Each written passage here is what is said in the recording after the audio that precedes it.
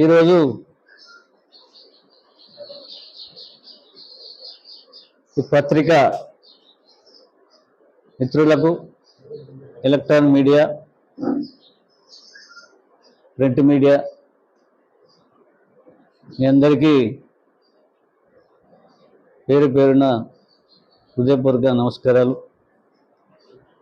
గత 2018 నుంచి నన్ను మీరు గమనిస్తూనే ఉన్నారు. 2018లో నేను స్టేషన్ గన్పూర్లో రాజకీయం ఆరంగిట్ర చేసిన. ఆ రోజుల్లో కాంగ్రెస్ తరఫున నాకంటే ముందు, అంటే నేను 4 నెలల ముందు వచ్చిన ఇందిరా గారు నాకంటే ముందు 2 నెలలు ముందు వచ్చింది, అంతే తేడా. నా సొంత డబ్బులతోని ఆ 2018లో స్టేషన్ గన్పూర్ కాన్స్టిట్యున్సీలో 7 మండలాలు 153 గ్రామాలలో దాదాపుగా కాంగ్రెస్ను భుజాల మీద ఎత్తుకొని రాహుల్ గాంధీ ప్రధానమంత్రి కావాలనే ఉద్దేశంతో బాగా పోరాటం చేసిన, టికెట్ కోసం ఆశించిన, ఏదైతే ప్రజల లోపల ఎవరైతే ఉంటారో వాళ్ళకే టికెట్లు ఇస్తాం అని చెప్పిన ఆ రోజు రాహుల్ గాంధీ గారు, నేను ఇక్కడ ప్రజల లోపల తిరుగుకుంటా ఉంటే ఇందిరా గారు ఢిల్లీలో పైరవులు చేసి టికెట్ తెచ్చుకున్నాను. అయినా కానీ నేను నా బలం ఎంత, అసలు నన్ను ప్రజలు ఏ విధంగా ఆశీర్వదిస్తారు, అసలు నాకంటూ ఏమన్నా ఓట్లు పడతాయా అని చెప్పి ఇండిపెండెంట్గా నిలబడ్డా. నేను ఏదైతే సహాయాలు చేసిన కుటుంబాలు వాళ్ళు నన్ను మర్చిపోకుండా నాకు ఓట్లు వచ్చినాయి. నేను అనుకున్న ఓట్లే వచ్చినాయి. కాంగ్రెసు నాకు టికెట్ ఇస్తాను దెబ్బతీసింది ఆ రోజు. తెలంగాణలో తెలంగాణ ఉద్యమం ఏదైతే నీళ్లు, నిధులు, నియామకాల కోసం పోరాడి తెలంగాణ తెచ్చుకున్నారో ప్రజలు తెలంగాణను గెలిపించారు రెండోసారి. తెలంగాణలో రెండోసారి గెలిచిన ఇప్పుడున్న బీఆర్ఎస్ పార్టీ అవినీతికి మారుపేరుగా మారి ప్రజల సొమ్మును ఏ విధంగా దోచుకున్నారో మీరు కూడా గమనిస్తున్నారు, ప్రజలు కూడా చూసారు. ఇలాంటి సమయంలో భారతీయ జనతా పార్టీని ఎంచుకున్న నేను నరేంద్ర మోడీ గారి నాయకత్వంలో పార్టీలో జాయిన్ అయినా 2018లో. ఆ రోజు నుండి మళ్ళీ నేను భారతీయ జనతా పార్టీని స్టేషన్ గన్పూర్లో భుజాన మీద ఎత్తుకొని కింది స్థాయిలో లేని భారతీయ జనతా పార్టీని స్టేషన్ గన్పూర్లో ఊరూరా గద్దెలు కట్టించి మళ్ళీ కూడా నా సొంత ఖర్చులతో పార్టీని బలోపేతం చేసిన.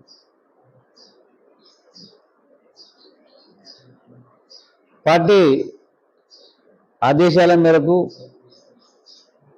ఆ రోజు మళ్ళీ కూడా టికెట్ నాకు ఇవ్వకుండా విజయరామరావు గారికి ఇచ్చింది. ఇక్కడ కూడా తిరిగిన విజయరామరావు గారికి టికెట్ ఇచ్చి కొద్దిగా బాధ అనిపించింది. ఇంత కష్టపడ్డా పార్టీ నన్ను గుర్తించలేదని చెప్పి బాధపడి నిశ్శబ్దంగా ఉన్న నేను, ప్రజలు ఆశీర్వదించారు కానీ పార్టీలో నన్ను గుర్తించలేని కొద్ద బాధలో కొద్ది సైలెంట్ ఉన్న క్షణంలో పార్టీలు మారుకుంటూ తెలంగాణ ఉద్యమంలో ఏ రోజు పాల్పడని కడియం శ్రీహరి గారు రాజకీయాలకి అతీతంగా ఆ రోజు తెలంగాణ ఉద్యమంలో ఏ రోజు పాల్గొనకుండా తెలుగుదేశం నుండి బీఆర్ఎస్కి వచ్చి బీఆర్ఎస్లో ఉప ముఖ్యమంత్రి చేసి ఎమ్మెల్సీ చేసి బీఆర్ఎస్ పార్టీని బ్లాక్మెయిల్ చేసి పదవులు అనుభవించింది.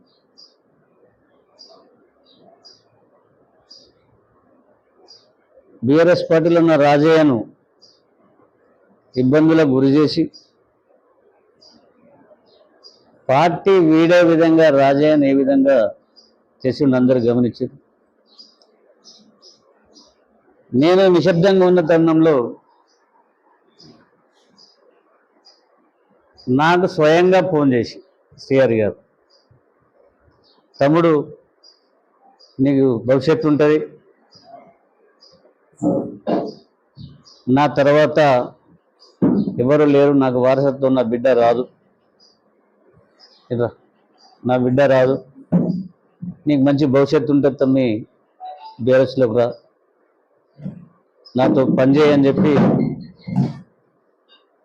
శ్రీహరి గారు చెప్పి నన్ను బొల్లపల్లి కృష్ణ, డాక్టర్ సాబ్ బొల్లపల్లి కృష్ణని ఇద్దరిని కూడా పిలిపించి జాయిన్ చేయించుకొని కేటీఆర్ గారి దగ్గర జాయిన్ చేయించి ఆయన గెలుపులో మా వంతు కృషి బాగా చేసిన అంటలేను, కానీ నా వంతు కూడా 24 hours కష్టపడి తన విజయంలో కొంత పాత్ర నేను పోషించాను. నేను నీతిపరుణ్ణి, నిజాయితీపరుణ్ణి అని చెప్పుకునే శ్రీహరి గారు మాటలను నమ్మి నేను నా సొంత బీజేపీ పార్టీని, నరేంద్ర మోడీ గారి నమ్ముకున్న పార్టీని వీడు కూడా కేటీఆర్ సమస్యలో జాయిన్ అయినాక మళ్ళీ తన కూతురు కోసము, తన భవిష్యత్ రాజకీయం కోసము మళ్ళీ కాంగ్రెస్. ఈ పరిణామాలు ఏం జరిగినాయని ప్రజలంతా గమనించారు, ఎవరు తెలియకేం లేదు. ఎటు నమ్మిపోతే ఎటు కాకుండా అయిపోయినా నేను అసలు ఏం చేయాలి? ఈ జీవితంలో పార్టీ మారొద్దు, కష్టమైన నష్టమైన బీజేపీలో ఉండాలని చెప్పి నేను కిషన్ రెడ్డి గారి ఆధ్వర్యంలో మళ్ళీ బ్యాక్ టు హోమ్ వచ్చేసింది. నేను ఉన్నంతకాలం భారతీయ జనతా పార్టీని విడేది లేదు. కష్టాలు వచ్చినా నష్టాలు వచ్చినా, పదవులు రాకున్నా పదవులు వచ్చినా సామాన్య కార్యకర్త కూడా బీజేపీలోనే ఉంటా. నరేంద్ర మోడీ గారు ఒకటే అందరు, దేశం కోసం నా ప్రాణాలన్నీ ఇస్తానే నరేంద్ర మోడీ గారు ఈరోజు భారతదేశాన్ని విశ్వగురువుగా చేయాలనే ఒక దృఢ సంకల్పంతో ఈ 9 సంవత్సరాలు నరేంద్ర మోడీ గారు ఏ విధంగా పరిపాలన జరిగిందో అందరం గమనించాం.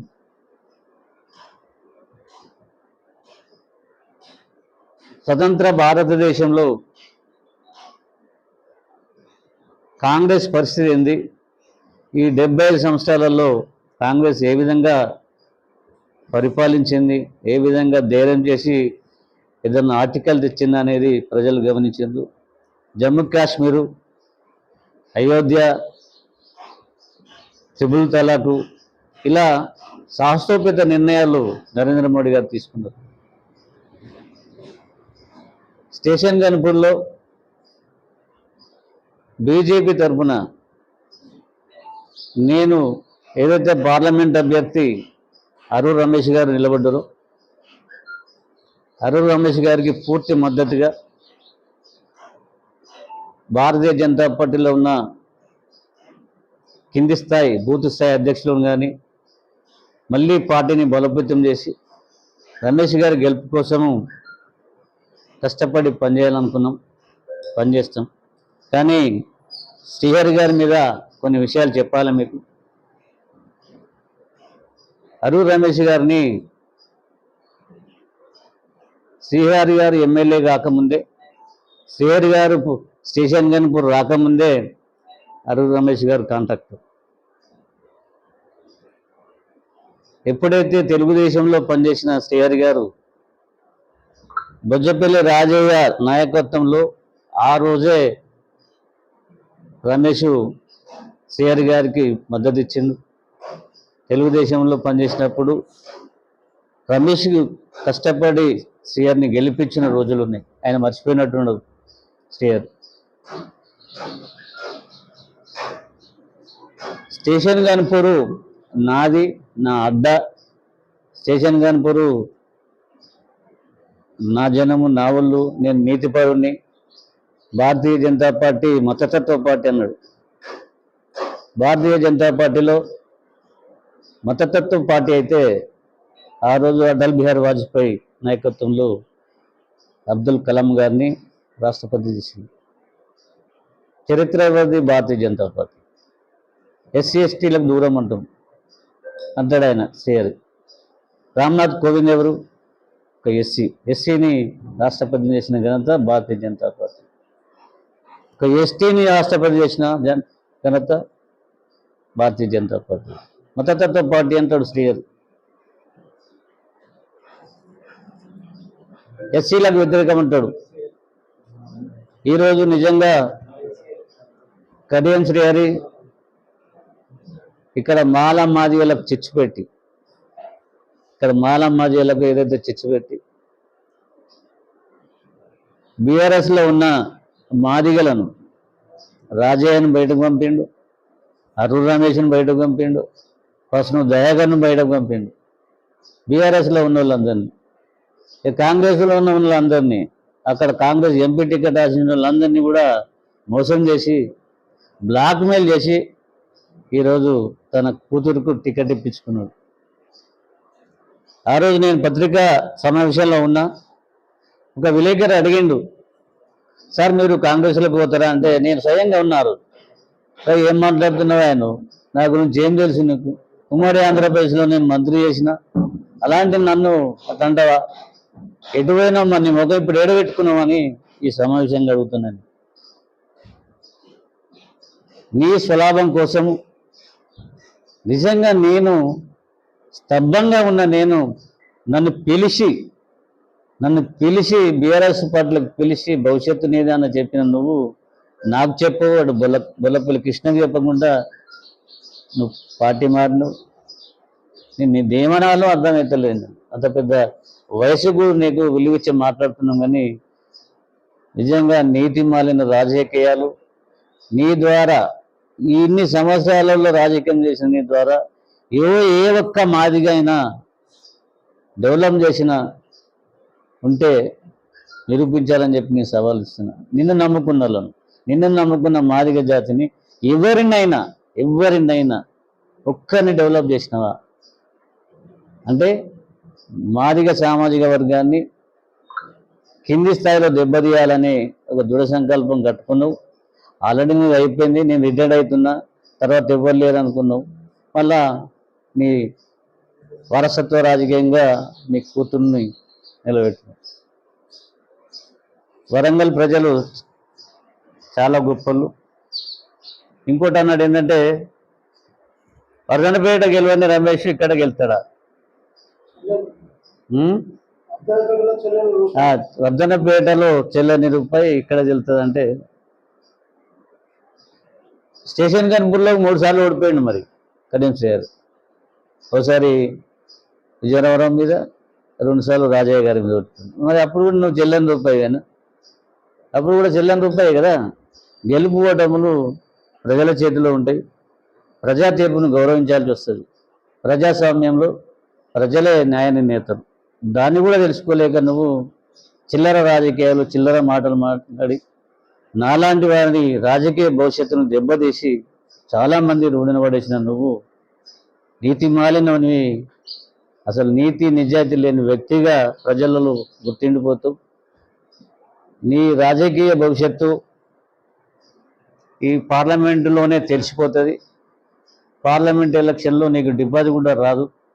నేను నమ్ముకున్న కాంగ్రెస్ పార్టీని కూడా బుందబెట్టించే చరిత్ర నీకు ఉన్నది. రేవంత్ రెడ్డి గారు ఏమంటారంటే అసెంబ్లీలో మనం చూసినాం, అసెంబ్లీలో ఏమంటారంటే కడియం శ్రీహరికి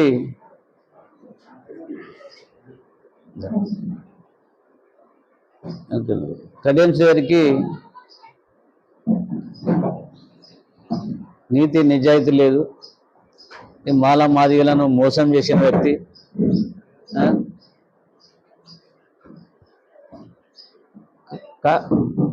బ్లాక్మెయిల్ రాజకీయాలు చేసి కేసీఆర్ను బెదిరించి టికెట్ పార్లమెంట్ టికెట్ తన కూతురికి ఇప్పించి డబ్బులు కూడా తెచ్చుకున్నాడు. పార్టీ ఫండ్ తెచ్చుకోలేదని నిరూపిస్తే నేను స్టేషన్ గన్పూర్ బస్ స్టాండ్ ముక్కురత్తా. పార్టీ ఫండ్ తెచ్చుకోలేదు, నేను బ్లాక్మెయిల్ రాజకీయాలు చేయలేదు, నేను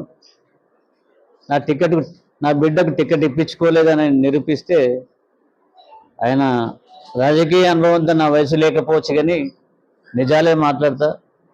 ప్రజలకు ఎంతోమందికి స్టేషన్ గన్పూర్లో 4000 కుటుంబాలకు నా సహాయం పొందింది. నువ్వు రాజకీయంలో ఉండి ఏ ఒక్కరికి కూడా ఆపదంటే ప్రభుత్వం చేత ఇచ్చే చెక్కులు పంపిణీ చేసినావు తప్ప నీ జేబుల నుండి నువ్వు కష్టపడ్డ రూపాయి ఏ కుటుంబం కూడా నువ్వు సాయం చేయలేదు. నేను నీతిపరుణ్ణి, అవినీతి చేయలేదు అంటున్నావు కదా, త్వరలోనే అది కూడా బయటపడుతుంది. నీ ఆస్తులు ఎక్కడెక్కడ ఉన్నాయి, నువ్వు ఎంత సంపాదించినావు, ఏ కాంట్రాక్టర్ దగ్గర ఎంత డబ్బులు తీసుకున్నావు, అంతా ఎవరికి తెలియకుంటే ఏం లేదు. రాజకీయ అనుభవం లేకున్నా కానీ నీ గురించి మొత్తం తెలుసుకొని అసలు నువ్వు ఒక మనిషిలాగా వ్యక్తి కూడా కాదు, నీకు మానవత్వం అనేది కూడా లేదు. ఎందుకంటే కృష్ణగా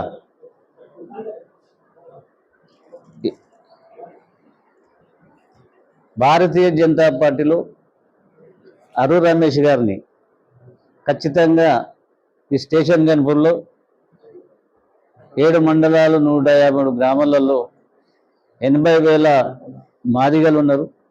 ఈ 80,000 మాదిగలకు నిజంగా 2 చేతులెత్తి దండం పెడుతున్నా. ఈసారి ఏదైతే ఈ బైండ్ల వ్యక్తి ఉన్నాడో రాజకీయ సమాధి చేయాలి. మాదిగలందరూ ఒక్కటి కావాలి. ఎందుకంటే నాలాంటి వారిని ఎందరినో తన రాజకీయంలో తొక్కుకుంటూ మీదకొచ్చిన వ్యక్తి కరీం షేర్ గారికి ఒక్కటే చెప్తున్నా, నేను నీ రాజకీయ అనుభవం లేకున్నా కానీ, అంత వయసు నాకు లేకున్నా కానీ, ఇప్పటికైనా నేతిగా బతికి నువ్వు ఈ ఆలోచన నిజంగా నేను అనుకుంటున్నా ఖరాబ్ అయింది అనుకుంటున్నాను. లేకపోతే నీ కుటుంబ సభ్యులు నేను బ్లాక్మెయిల్ చేస్తుండేమో అనుకుంటున్నాను నేను. ఎందుకంటే నేను నీతిపరుణ్ణి, నేను నిజాయితీపరుణ్ణి చెప్పుకునే నువ్వు ఒక పార్టీ టికెట్ తెచ్చుకొని, పార్టీ టికెట్ అనౌన్స్ చేసిన తర్వాత, పార్టీ డబ్బులు తెచ్చుకున్న తర్వాత టికెట్ కూడా నాకు వద్దని చెప్పి నీ స్వార్థ రాజకీయం కోసం కాంగ్రెస్ ప్రభుత్వంలో చేరి అక్కడ కూడా పార్లమెంట్ టికెట్ ఆశించిన అక్కడ లీడర్లను కూడా మోసం చేసి టికెట్ తెచ్చుకున్నామంటే నేను ప్రజలు గమనిస్తారు, నిన్ను తరిమి కొడతారు. స్టేషన్ గన్పూర్లో కాదు, ఎక్కడ కూడా మళ్ళీ నీ వారసత్వ రాజకీయం ఉండకుండా ఈసారి పార్లమెంట్ ఎలక్షన్లో కాలుకు బల్బం కట్టుకొని, కాలు గుడ్డ కట్టుకొని ఖచ్చితంగా రాత్రి పగలు కష్టపడి అరూర్ రమేష్ని గెలిపించకపోతే మళ్ళీ అందరినీ ప్రెస్ మీట్ పెట్టి మీ అందరికీ క్షమాపణలు చెప్పి బస్టాండ్లో ముక్కురాత అరూర్ రమేష్ గెలవకపోతే రాసుకుంది. అరూర్ రమేష్ గెలుపు కోసం ఖచ్చితంగా పనిచేస్తాము. మాదిగలందరం కూడా ఈ వరంగల్ పార్లమెంటులో ఎంతమంది మాదిగలు ఉన్నారో వాళ్ళందరికీ కూడా నేను నమస్కారం నేను చెప్తున్నా. ఖచ్చితంగా ఈసారి ఆ వ్యక్తిని రాజకీయ సమాధి చేసి బొంద పెట్టాలి. నాలాంటి కార్యకర్తలను, నాలాంటి లీడర్లను సమాధి చేసిన కరీం షేర్కి ఖచ్చితంగా బుద్ధి చెప్పాలని చెప్పి చెప్తున్నాం. ఇంకో విషయం ఏంటంటే జై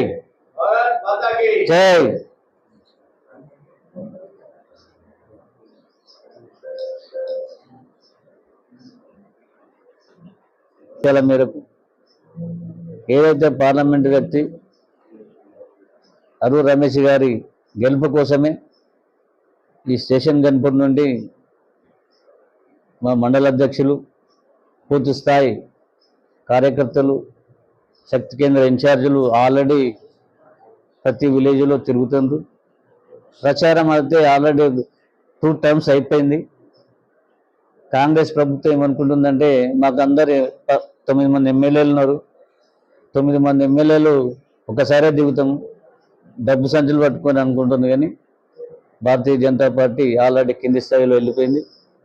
అరవ రమేష్ గెలుపు కోసము మీ అందరం పనిచేసి ఖచ్చితంగా కేసీఆర్ ప్రభుత్వాన్ని, ఇటు కాంగ్రెస్ ప్రభుత్వాన్ని, ఎవరైతే నిలబెట్టిన వ్యక్తులను, ముఖ్యంగా మాకు శత్రువు శ్రీహరే, ఆ శ్రీహరిని ఖచ్చితంగా మేమేందో చూపిస్తాం. నీకు చెప్తున్నాం కదా, నడి రోడ్డు మీద ఇది రాసి పెట్టుకోండి, హెడ్లైన్ పెట్టండి, కడియం శ్రీహరిని నడి రోడ్డు మీద బట్టలు పొదేసి నిలబెడతాము, ప్రజాక్షేత్రంలో బుద్ధి చెప్తామని చెప్పి భారతీయ జనతా పార్టీ తరఫున అరుణ్ రమేష్ గారి నాయకత్వంలో అరుణ్ రమేష్ గెలుపు కోసం పనిచేస్తామని విన్నవిస్తూ భారత్ మాతాకి నరేంద్ర మోడీ గారి నాయకత్వం.